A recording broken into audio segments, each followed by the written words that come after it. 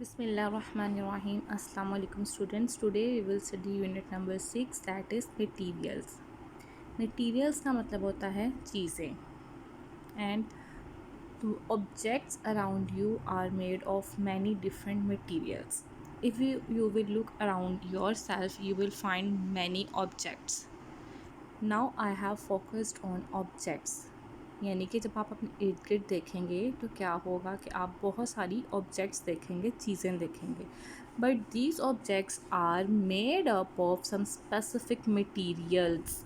यानी कि मटीरियल्स और ऑब्जेक्ट्स में फ़र्क क्या है कि ऑब्जेक्ट्स जो हमारे इर्द गिर्द होती हैं, for example you are sitting on a chair, तो दैट इज़ एन ऑब्जेक्ट और थिंग. और वो ऑब्जेक्ट या वो जो थिंग है वो किससे बना हुआ है, वो या किससे बनी हुई है, वो एक मटेरियल से बनी हुई है. यानी कि अगर चेयर है तो वो वुड से बनी हुई है. तो मटेरियल्स और ऑब्जेक्ट्स में ये फ़र्क है कि मटेरियल्स मिलकर बनाती हैं ऑब्जेक्ट्स. जिस तरह से ये नीचे डायग्राम गिवन है उसमें हम देख सकते हैं कि ये एक बुक है. Book is an object. अब वो बुक जो है वो एक मटेरियल से बनी हुई है, दैट इज़ अ पेपर. इस तरह ये भी नोटबुक है, ये भी न्यूज़पेपर है, ये एक मटेरियल है लेकिन ये बना हुआ किससे, पेपर से. इसी तरह ये एक बेंच है, हम देख सकते हैं बेंच इज़ एन ऑब्जेक्ट. अब वो एक मटेरियल से बना हुआ है, दैट इज़ वुड. ये एक बॉटल है हमारे पास, ये हमारे पास प्लास्टिक से बनी हुई है. तो बॉटल क्या है, ऑब्जेक्ट क्या है, बॉटल है, और बनी किससे हुई है, ये बनी हुई है प्लास्टिक से. So what is the difference between objects and materials? So we can say objects are things which are made up of materials. So if we will start studying our chapter, we will find, or we will study in this chapters के materials are used to make things. materials जो हैं, ये materials हैं, ये चीज़ें बनाने के लिए इस्तेमाल होते हैं. और इन मटीरियल्स की फिर कुछ स्पेसिफ़िक प्रॉपर्टीज़ होती हैं. यानी कि कोई भी मटीरियल बगैर किसी वजह के नहीं होता, बल्कि हम जब उन मटीरियल से कोई चीज़ बनाते हैं तो उसकी ख़ास प्रॉपर्टी होती है, ख़ास यूज़ होता है. In our daily lives we use many materials. हम अपनी रोज़मर्रा की ज़िंदगी में बहुत सारे मटीरियल्स को यूज़ करते हैं. The buildings we live, work and play in are made of different materials. So are clothes, furniture and different kinds of transport. जहाँ पे हम बिल्डिंग रह रहे हैं, हमें पता है कि बिल्डिंग के अंदर बहुत सारे मटेरियल्स यूज़ हुए हैं. जैसे कि रूम को बनाने के लिए ब्रिक्स यूज़ हुई हैं.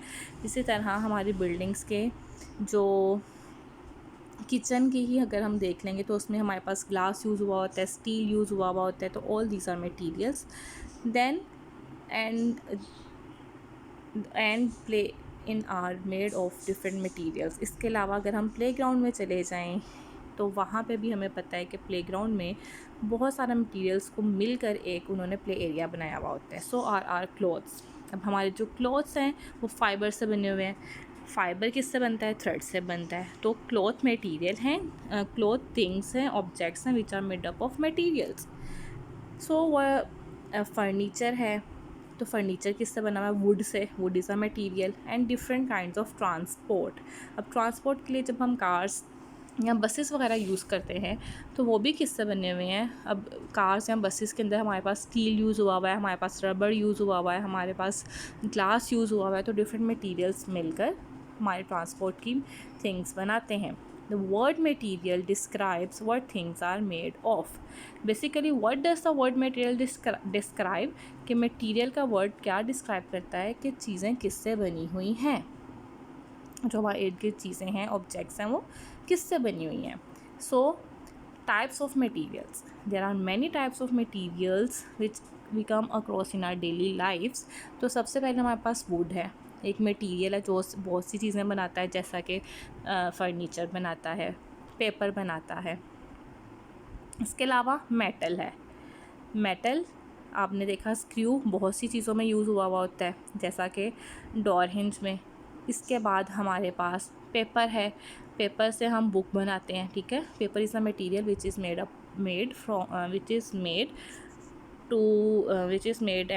Made an object that is book.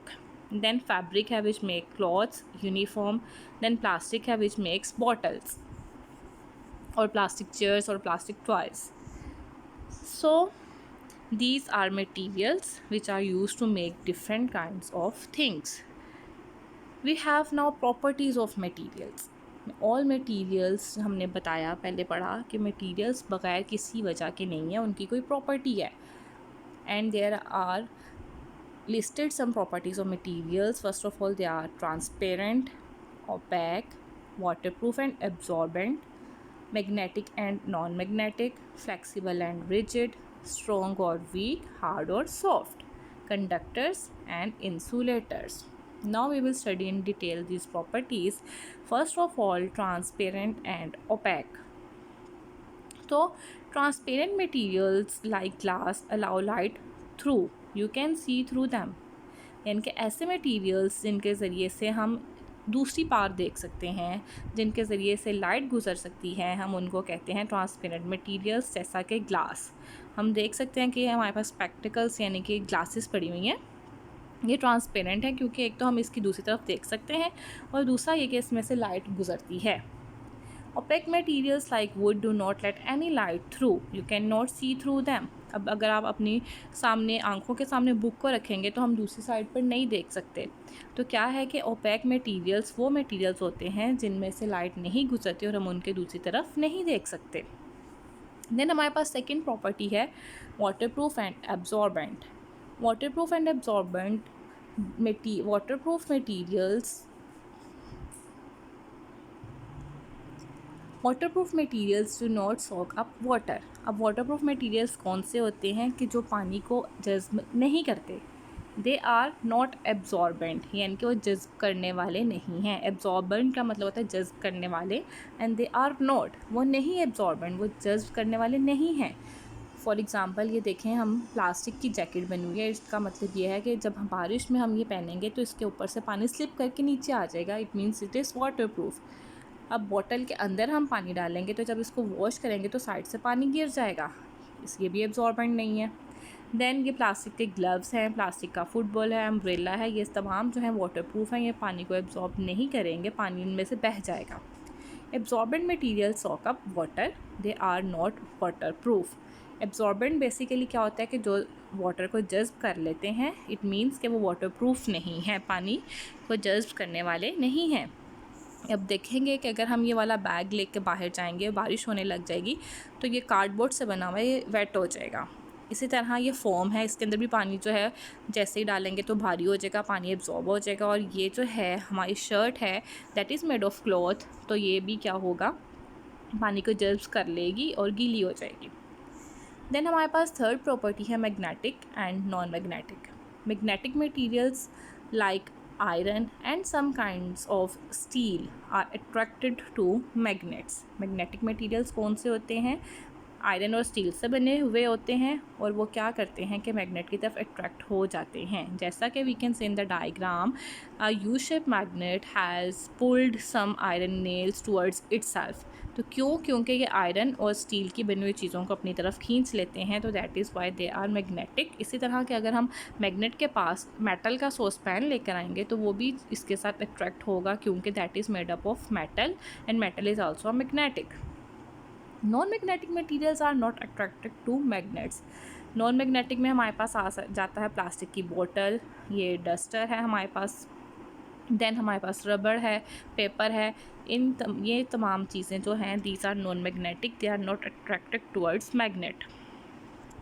Next property है जी फ्लैक्सिबल एंड रिजिड, यानी कि लचकदार, रिजिड सख्त. Flexible materials like cloth and paper are easy to bend. Flexible materials कौन से होते हैं जिनको हम आसानी से मोड़ सकते हैं. जैसा कि पेपर को हम फोल्ड कर लेते हैं, क्लॉथ को हम तय लगा लेते हैं तो वो आसानी से मुड़ जाते हैं. Rigid materials like glass and concrete can not be bent easily. अब देखा हमने, ये पेपर का हैंडकरचीफ रुमाल है, फ्लैक्सिबल है, क्लॉथ से बना हुआ है हैंडकरचीफ, इसको हम आसानी से बेंड कर सकते हैं. लेकिन ये रिजिड है ग्लास, यानी कि इसके अंदर लचक नहीं है, इसको हम बेंड नहीं करेंगे, बल्कि अगर हम नीचे फेंकेंगे तो डायरेक्टली टूटेगा. Sometimes the same material plastic for example can be flexible और रिजिड. यानी कि एक ही मटीरियल है अगर, तो वो जैसा कि अगर प्लास्टिक है तो उसकी डबल प्रॉपर्टीज़ हैं, वो फ्लैक्सिबल भी हो सकता है और वो रिजिड भी हो सकता है. डिपेंड करता है कि उसकी क्या प्रॉपर्टी है उस टाइम वो फ्लेक्सिबल है या रिजिड है। देन स्ट्रॉन्ग और वीक, यानी कि बहुत मजबूत और कमज़ोर, हार्ड और सॉफ्ट, सख्त और नरम। Strong and hard materials like rocks and stones are difficult to scratch or break. कुछ ऐसे मटेरियल्स होते हैं जैसा कि चट्टानें हैं और पत्थर है, उनको हम क्या कर सकते हैं, स्क्रैच और ब्रेक नहीं करना बहुत मुश्किल होता है उनको, ना ही हम तोड़ सकते हैं उनको आसानी से और ना ही हम उनको आसानी से स्क्रैच कर सकते हैं। जैसा कि वॉल है, अगर हम उसको स्क्रैच करेंगे तो हमारे अपने नेल्स टूटना शुरू हो जाएंगे। Some things are soft, some things can be hard to touch but easy to break.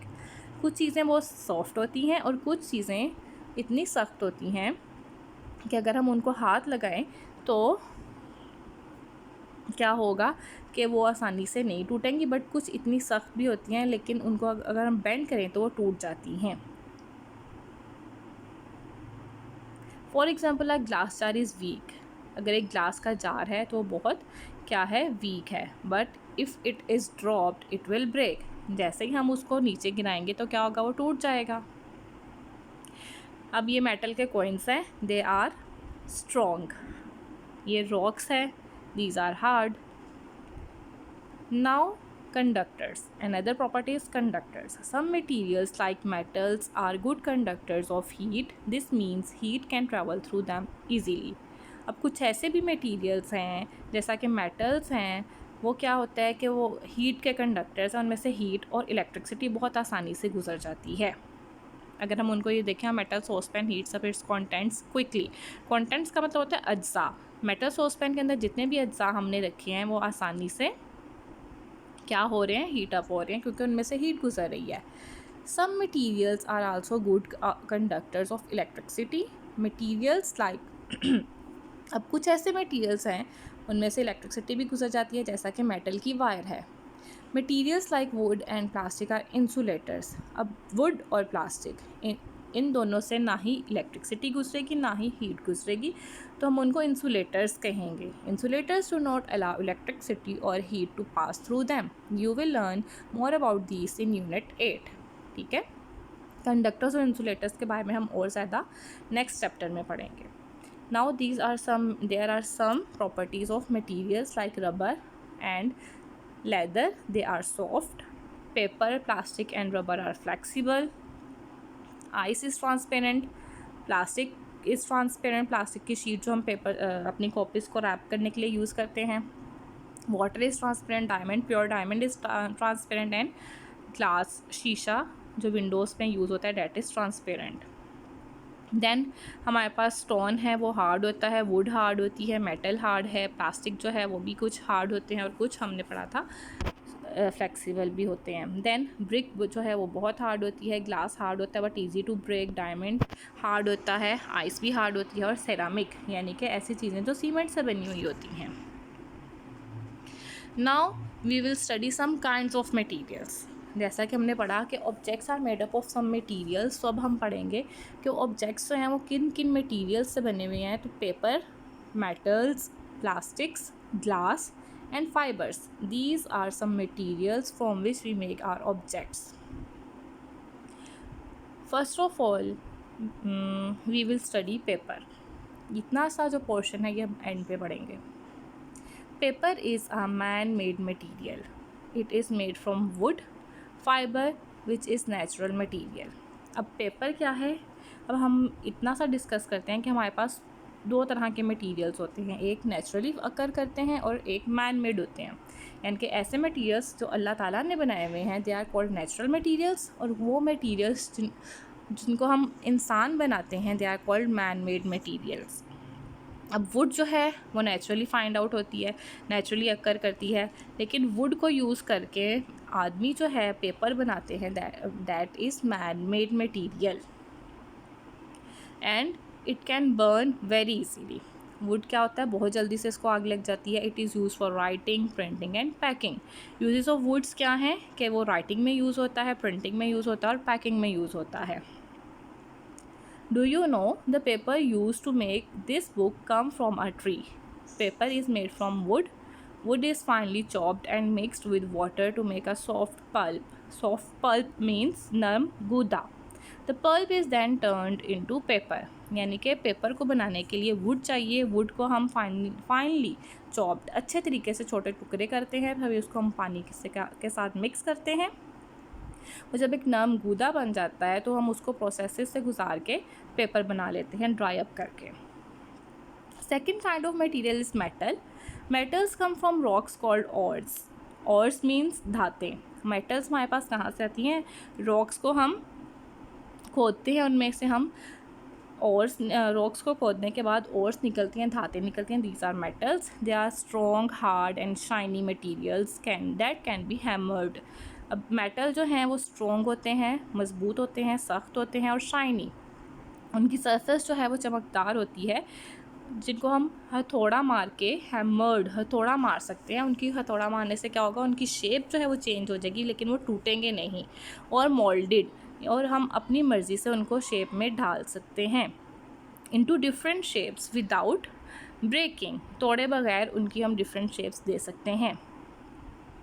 Their properties make them useful for making objects such as cutlery, saucepans, cars and coins. उनकी property ये है कि इस वजह से कि hammered और moulded हो जाते हैं, तो उनकी वजह से हम इनको बहुत सी चीज़ों में इस्तेमाल करते हैं, जैसा कि कटलरी में यानी कि फॉक्स एंड स्पून्स, नाइफ्स बनाने में, सॉसपैन्स बनाने में, कार्स एंड कॉइन्स बनाने में। Many metals are good conductors of heat and electricity. For example, the copper wires inside the toaster let the electric current pass through them. अब metals की एक property ये है कि वो conductors of heat and electricity हैं। उनमें से हीट और इलेक्ट्रिसिटी बहुत आसानी से गुजर जाता है, जैसा कि कॉपर की वायर है। अब कॉपर की वायर्स जब हमने अपने घरों में स्विचेस पे भी इस्तेमाल करते हैं, उसमें से वायर में से करंट गुजरेगा, तो क्या होगा कि टोस्टर के अंदर वो करंट जब जाएगा तो जो हमने हीट अप हो जाएगा टोस्टर, और फिर क्या होगा? उसके अंदर जो ब्रेड के पीसेस होंगे वो गर्म हो जाएंगे। Some metals are magnetic. अब कुछ मेटल्स मैग्नेटिक है। Iron is the most magnetic metal. Iron is a metal and it is the most magnetic metal. It means कि ये मैग्नेट की तरफ फ़ौरन से अट्रैक्ट हो जाती है। Some steel is also magnetic because it contains a lot of iron. अब वो में स्टील जो आयरन से मिलकर बनी हुई होती हैं, तो वो भी मैग्नेटिक हैं, वो भी मैग्नेट की तरफ अट्रैक्ट हो जाती हैं। Another kind of material is plastics. Plastics are materials that are not found naturally but are made from chemicals extracted from oil. Plastic are also man-made materials. Plastics are man-made materials. It means man-made them from chemicals. अब chemicals जो हैं वो हम oil से extract करते हैं। Oil से extract करना मीन्स ऑयल्स में से हम कुछ केमिकल्स निकालते हैं और उन केमिकल्स की मदद से हम प्लास्टिक्स को बनाते हैं। They are strong and waterproof and can be made into any shape और कलर। अब प्लास्टिक्स जो हैं वो स्ट्रॉन्ग होते हैं, वाटरप्रूफ होते हैं, उनकी प्रॉपर्टी है, और हम उनको डिफरेंट कलर्स में भी और डिफरेंट शेप भी दे सकते हैं। Many plastics can be made transparent. जैसा कि प्लास्टिक की शीट है वो ट्रांसपेरेंट होती है, तो हम प्लास्टिक को ट्रांसपेरेंट भी बना सकते हैं। ये वाटर की बॉटल्स हैं जो ट्रांसपेरेंट हैं। They are not magnetic and do not conduct heat और इलेक्ट्रिसिटी। अब इनकी एक और प्रॉपर्टी है कि वो नॉन मैग्नेटिक हैं, मैग्नेट की तरफ अट्रैक्ट नहीं होती, और इसके अलावा इनमें से हीट और इलेक्ट्रिसिटी भी नहीं गुजर सकती। दैट इज़ वाई हमारे घरों में जो स्विचेस होते हैं वो प्लास्टिक के बने हुए होते हैं। Plastics are used to make all sorts of material things such as plastic bags, plastic bottles and toys. अब ये प्लास्टिक के बैग बने हुए हैं, प्लास्टिक के टॉयज़ बने हुए हैं और प्लास्टिक की बॉटल्स बनी हुई हैं। देन नेक्स्ट मटेरियल है हमारे पास glass. Glass is made by melting sand. It means it is also a man made material, जो मैन इसको सैंड को मेल्ट करके बनाते हैं। It is normally transparent and can be made into many different shapes. अब glass जो है वो क्या होते हैं कि ट्रांसपेरेंट होते हैं, इनके अंदर से लाइट गुजर जाती है और इनकी बहुत सारी शेप्स होती हैं। Thick glass can be strong but thin glass will break very easily. अगर ग्लास की हमारे घर में जैसे